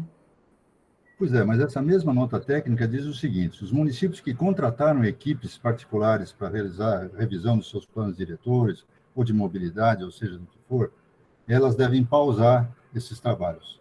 E aqueles que tiverem equipe própria, que continue desenvolvendo seus trabalhos tecnicamente do ponto de vista interno, entendeu? E é o que nós estamos fazendo aqui em Maringá. A equipe é uma equipe contratada pela prefeitura como servidores, digamos assim. Para a gente avançar aqui, só quero colocar uma provocação aqui que o Leonardo fez, aí serve para o Ricardo, para o Socorro, dizendo que a lógica de Curitiba não funcionou na prática, pois a valorização do solo gerado pelos eixos de transporte afastou a população de menor renda que utiliza o transporte coletivo. Os eixos são áreas verticais valorizadas, ocupadas por uma população que faz uso quase que exclusivo do transporte individual. De fato, essa é uma observação muito importante, né? E a gente vê que acaba nos colocando sempre em xeque no planejamento, que os modelos não estão prontos, né? E a gente deve tentar pensar de alguma maneira aí fora da caixinha, não sei. Vamos lá, Ricardo. Não, sem dúvida nenhuma. Agora, o modelo ele funcionou só do ponto de vista da ocupação, da densidade, da altura, né? Outro exemplo clássico é Brasília. Brasília foi pensado para ter lá aquelas lugarzinhos onde ia morar classe E, classe D, classe B. Hoje ninguém mais mora no plano piloto, saiu, todo mundo foi expulso. Então essa é uma lógica no Brasil que é da exclusão, e Maringá não é muito diferente, né? As pessoas foram excluídas para os outros municípios do entorno da cidade também, né? Tem essa característica também muito forte aí, né? Então, excluindo as pessoas, expulsando elas para outros lugares. Esse é um problema gravíssimo que a gente tem que pensar e não vai resolver ele sozinho com medida de mobilidade, mesmo medida de plano diretor, é muito maior a complexidade dessas questões, né? Agora, só entrando na questão anterior ali, também tem que ver assim, o Ministério Público, eu gosto de falar isso, porque ele está recomendando, é uma recomendação, ele não é uma obrigação, o Ministério Público não tem poder de fazer isso, às vezes exagera um pouco as ações dele, é uma recomendação que a gente tem que avaliar, se é possível avaliar dentro do possível, né, tentar segui-la, mas não necessariamente ainda é uma decisão judicial que obriga isso, é apenas uma recomendação. Joia, obrigado. Então, para a gente encerrar, a última pergunta do Vinícius. Vamos lá, Vinícius. Oi, pessoal, boa noite. Eu, como membro do Instituto, agradeço a participação dos convidados e dos presentes também. O debate foi incrível, assim, e a minha fala vai mais no sentido, menos de uma pergunta, mas mais no sentido da gente pensar uma democratização e uma facilidade no acesso desses produtos quando eles estiverem finalizados, o plano diretor e o plano de mobilidade. E aí talvez a Elise seja a pessoa que eu direcione essa fala, porque talvez ela seja a figura mais perene dos convidados, de que se pense, quando esses processos terminarem, de manuais ilustrados ou de sites acessíveis que traduzam essa linguagem dessas leis, que muitas vezes ficam muito num caráter técnico, direcionada para os interessados, e isso não chega para a população que de fato interessa. A gente só vai conseguir, talvez, construir uma cidade cívica, democrática, pública, como é o nosso sonho, quando todo mundo tiver esse entendimento. Então, o Plano Diretor de São Paulo, que já foi dito aqui, tem um manual ilustrado que traduz nesse sentido mesmo. É mais na ideia de não se pensar em mais um objeto, ou mais um produto por puro capricho, mas se pensar num produto que, de fato, democratize essa informação e faça ela se espalhar para a nossa cidade. Então, fica aqui como um pedido, talvez, uma dica, assim, para a gente futuramente imaginar que esses produtos possam ser traduzidos, enfim, democratizados, publicizados. Obrigado. Muito bom, Vinícius. Obrigado aí pela participação, pela sugestão. Aproveitar, então, a fala do Vinícius e abrir para a Elise, para o Socorro e para o Ricardo as considerações finais, agradecendo a disponibilidade de vocês. Já passamos um pouquinho do horário, mas eu acho que todo mundo gostou muito da nossa conversa aqui, foi muito boa, acho que nós temos muitas convergências, né?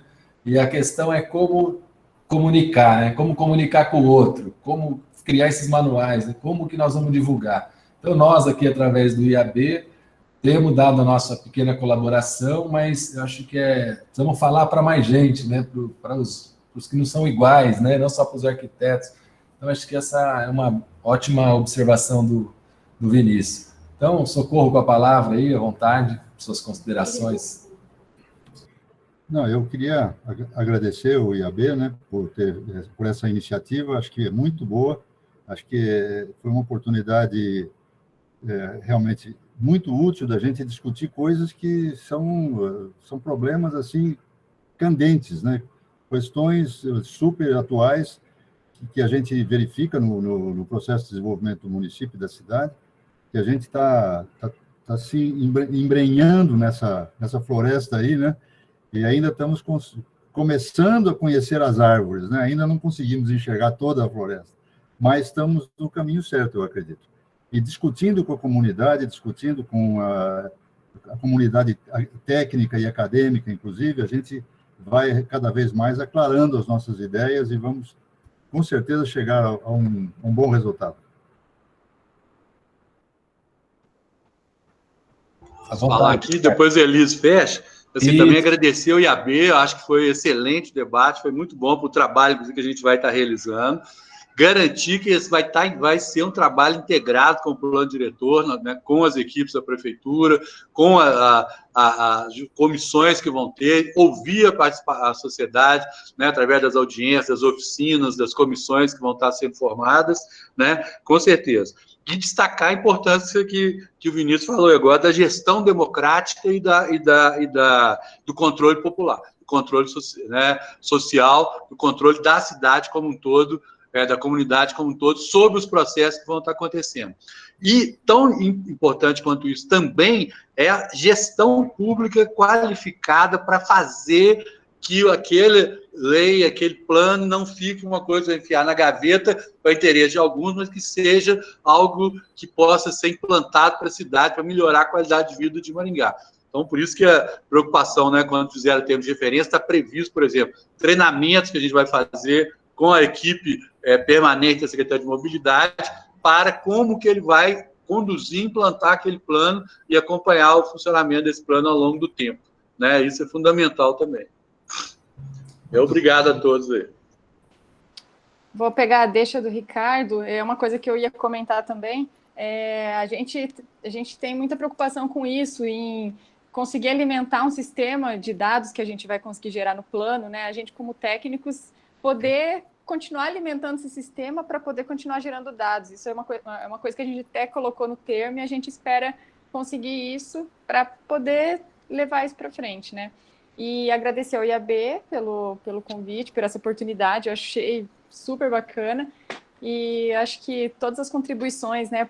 A gente acaba sempre pegando uma coisinha ou outra, e isso sempre vai contribuindo com o trabalho e para que a gente consiga fazer um plano bem bacana. Obrigada a todos. Muito bom, obrigado a todos pela participação.